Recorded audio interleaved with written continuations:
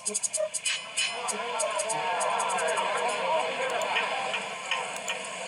Topham Hatt sat in his office listening to the noise outside.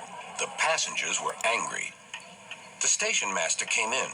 "There's trouble in the shed, sir. Henry is sulking. There's no train, and the passengers are saying this is a bad railway." "Indeed," said Sir Topham Hatt. "We cannot allow that." He found Gordon, James, and Henry looking very cross. "Come along, Henry. It's time your train was ready." "Henry's not going," said Gordon. "We won't shunt like little tank engines. That was Thomas's job. We're important tender engines. You fetch our coaches and we will pull them. Tender engines don't shunt." "We'll see about that," said Sir Topham Hatt. "No engine on my railway is too important for small jobs." And he hurried away to find Edward. The yard has never been the same since Thomas left to run his branch line, he thought sadly. Edward was shunting. "Leave those freight cars, please, Edward," said Sir Topham Hatt. "I want you to push coaches for me in the yard." "Thank you, sir. That will be a nice change." "That's a good engine. Off you go, then."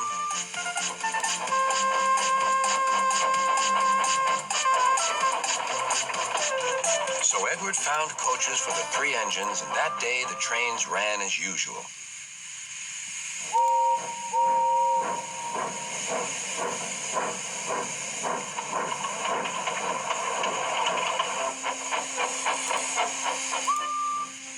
But next morning, Edward looked unhappy. Gordon came clanking past, hissing rudely. "Bless me," said Sir Topham Hatt. "What a noise!" "They all hiss me, sir," answered Edward. "They say tender engines don't shunt, and last night they said I have gray wheels. I haven't, have I, sir?" "No, Edward, you have nice blue ones, and I'm proud of you. Tender engines do shunt, but all the same, we do need another tank engine here."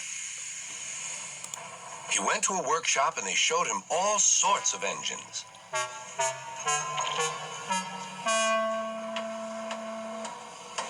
At last he saw a smart little green engine with 4 wheels. "That's the one," he thought. "If I choose you, will you work hard?" "Oh, sir, yes, sir." "That's a good engine. I'll call you Percy." "Yes, sir. Thank you, sir." And Sir Topham Hatt brought Percy back to the yard.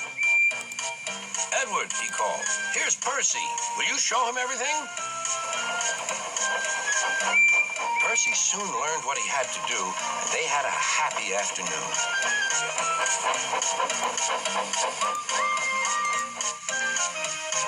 Then Henry came by, hissing as usual. "Whee!" went Percy. Henry jumped and ran back to the shed. "How beautifully you wheeshed him," laughed Edward. "I can't wheesh like that." "Oh," said Percy, "that's nothing. You should hear them in the workshop. You have to wheesh loudly to make yourself heard." Next morning, Thomas arrived. "Sir Topham Hatt sent for me. I expect he wants help," he said to Edward. "Shh, shh, here he comes," replied Edward. "Well done, Thomas. You've been quick. Listen, Henry, Gordon, and James are sulking. They say they won't shunt like little tank engines. So I have shut them up, and I want you both to run the line for a while." "Little tank engines indeed," snorted Thomas. "We'll show them. And Percy will help too." "Oh, sir, yes, sir, please, sir," answered Percy. Edward and Thomas worked the main line, greeting each other as they passed by. Percy puffed along the branch line. Thomas was anxious about Annie and Clarabelle, but both driver and conductor promised to take care of them.